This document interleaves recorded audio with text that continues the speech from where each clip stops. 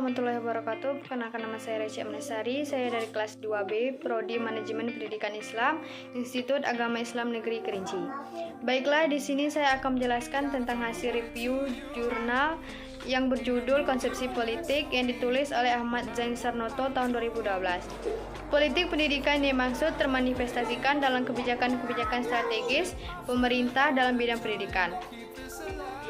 Politik pendidikan yang diharapkan tentunya politik pendidikan yang berpihak pada rakyat kecil atau miskin. Bagaimanapun, hingga hari ini masih banyak orang tua yang tidak mampu menyekolahkan anak-anaknya sampai tingkat SD sekalipun.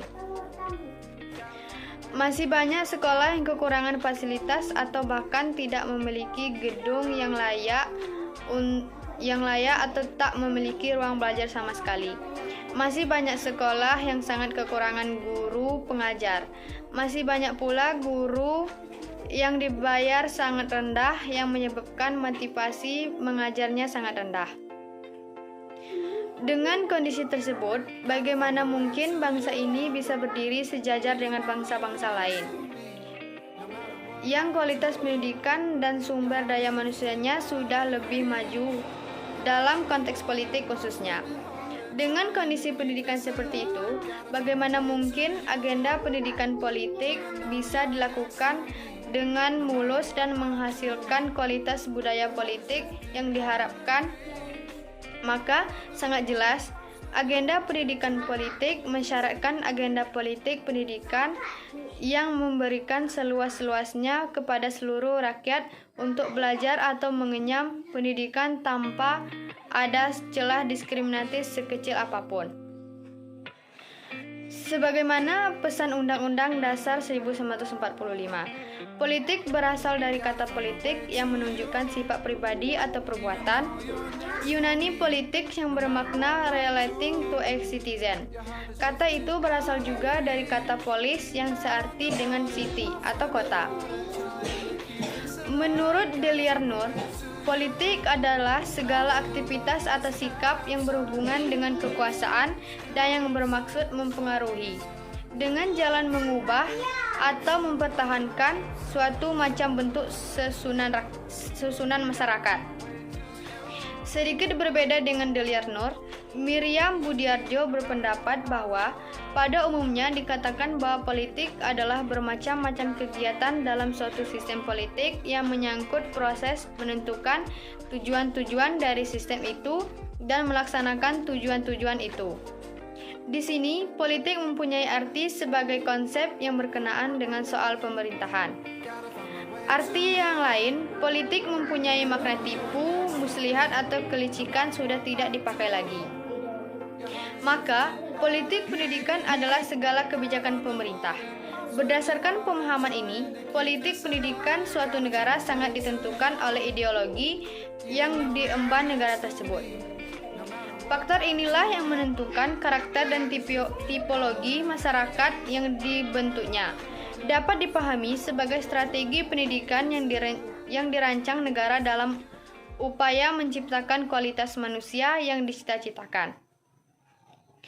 Kebijakan politik pemerintahan masa pra-kemerdekaan hal ini berubah setelah Belanda mendapatkan tekanan dari dunia internasional. Belanda mulai memberikan kesempatan secara terbatas kepada bangsa Indonesia untuk mendapatkan pendidikan. Dalam keadaan demikian, maka politik pendidikan yang diterapkan umat Islam, yaitu umat Islam menyelenggarakan kegiatan pendidikan dengan sistem sekolah yang diselenggarakan oleh organisasi-organisasi Islam seperti Muhammadiyah, Nahdlatul Ulama, Persatuan Islam, dan lain-lain. Kebijakan politik pemerintahan masa Orde Lama, penekanan pada kedua bidang tersebut tidak lain karena masa tersebut masa krusial atau pasca kemerdekaan, di mana banyak konflik yang mengaruh pada separatisme dan terjadi interplay antara pihak yang sekuler dengan agamis. Implikasi dari kebijakan politik pendidikan pada waktu itu adalah terbentuknya masyarakat yang berjiwa nasionalis dan berpatriot Pancasila.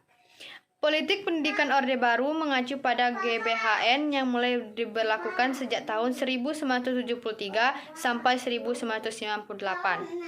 Ia menyatakan bahwa kebijakan-kebijakan pemerintahan dalam bidang pendidikan adalah melanjutkan program pemberantasan buta huruf, melaksanakan pendidikan masyarakat agar memiliki kemampuan mental, spiritual, dan keterampilan, mengenalkan pendidikan luar sekolah, pembinaan generasi muda, dilaksanakannya program orang tua asuh mulai tahun 1984.